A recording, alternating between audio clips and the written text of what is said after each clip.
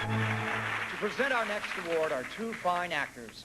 One co-stars every week with Tony Danza, and the other has no co-stars because he kills them all. So please welcome from Who's the Boss and Cujo, Danny Pintauro, and from Friday the 13th, my nemesis, Jason.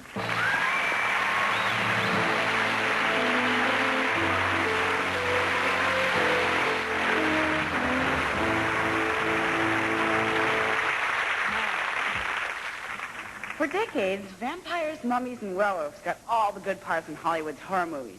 Right, Jason? But in 1968, zombies invaded Pittsburgh and Pennsylvania, replaced Transylvania as the new home of horror. Our fourth inductee, Night of the Living Dead. They're coming to get you, Barbara. This is the latest disclosure, a report from National Civil Defense Headquarters in Washington. The unburied dead are coming back to life and seeking human victims. Good Lord. Medical examination of victims' bodies shows conclusively that the killers are eating the flesh of the people they kill.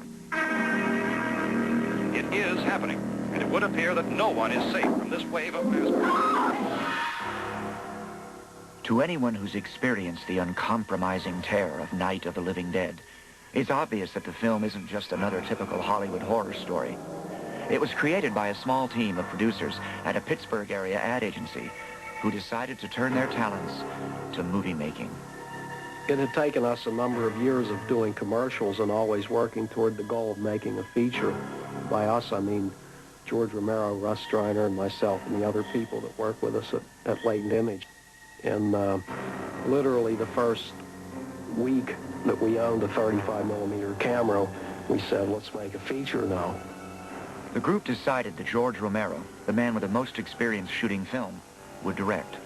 And so we said, we'll do a horror movie, which was fine with me because I've always loved the genre. Romero, Russo, Streiner, and some other friends each put up $600. Relatives and business associates were also persuaded to invest in the project. But they still had to make their movie for less than many 30-second commercials cost. So they kept their plans modest. The only thing that we made a conscious, concerted effort to do was to do the best film we could with our $60,000. Russo and Romero came up with a screenplay inspired by I Am Legend, Richard Matheson's story of the recently dead who come back to life in search of human blood. Locations were selected, and the cast, a mixture of professional actors and friends, was assembled.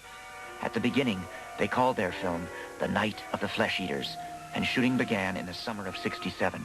All of us had to wear many, many hats, so you might find me changing magazines and wearing ghoul makeup while I'm doing it.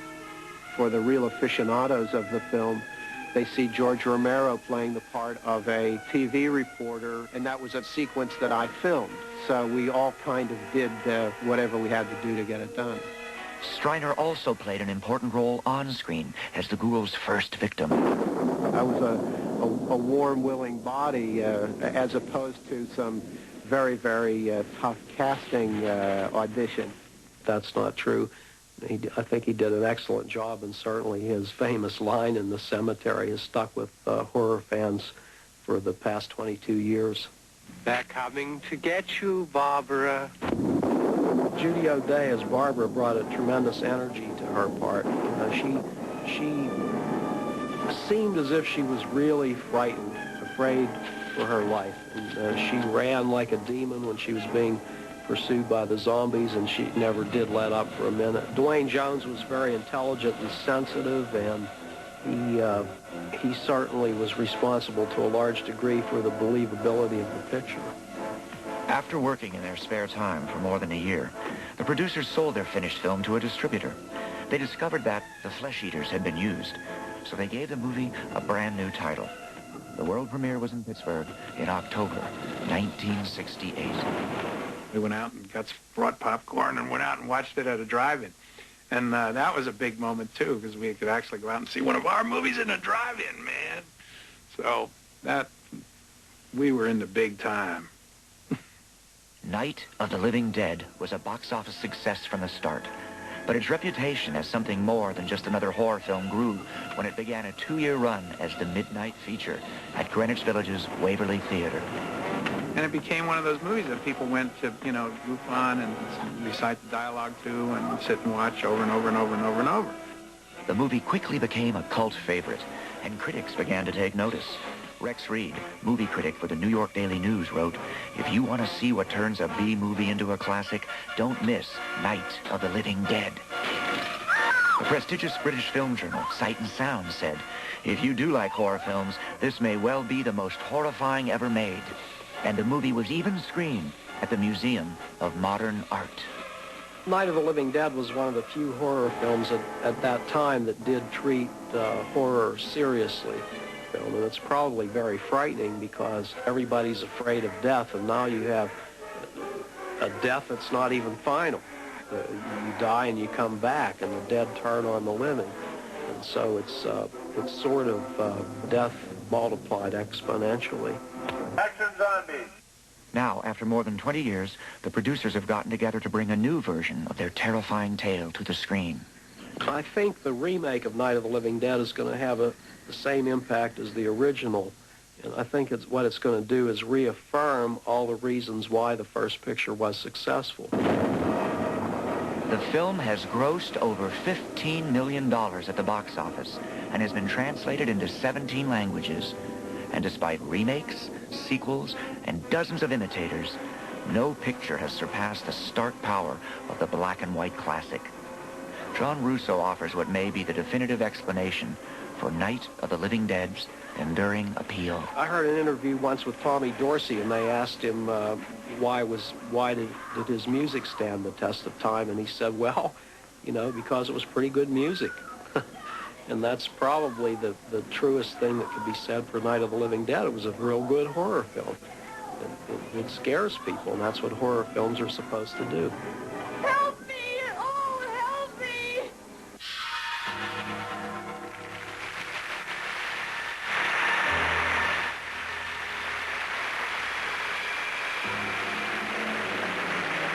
Please welcome two of the original Deadheads, producers Russ Schreiner and John Russo.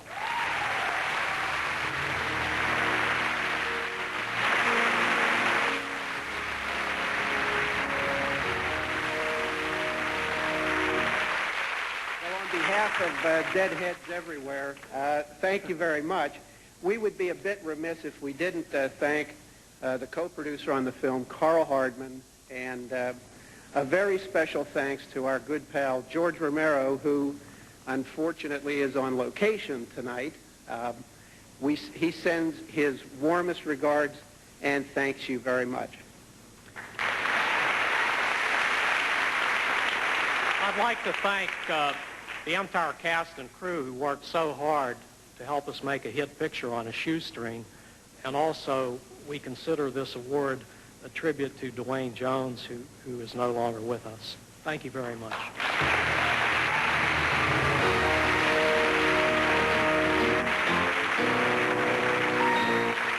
A good gash doesn't have to leave you scarred for life.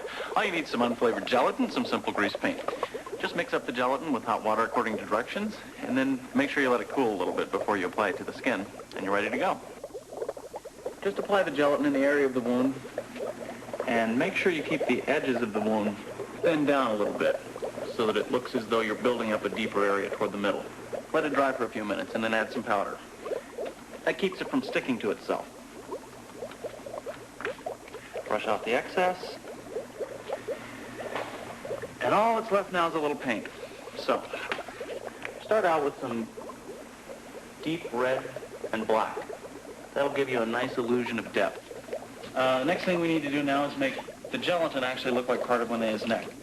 So, I'll put a little flesh color paint on it. Now I'm just going to model it up a little bit with some purples and blues for bruises, and yellow. Never forget the yellow. That looks pretty good for a quickie. Yeah, I know. We'll add some safety pins for a really gruesome effect. And make sure the safety pins are razor sharp, because if they're not, you might ruin your makeup. Now we'll add one last pin. Oh! Well, I guess you better forget the pens.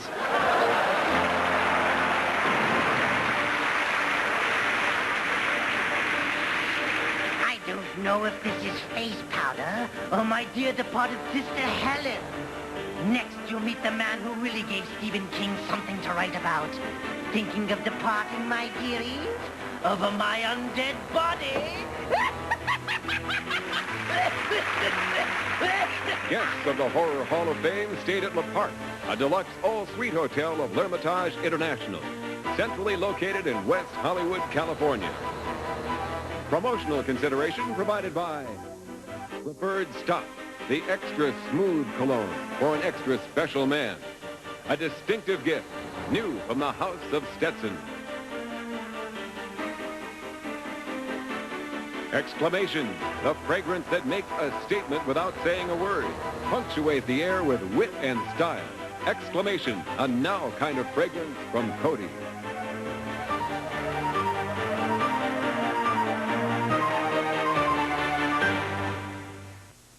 This is the new horror from the mind of Stephen King.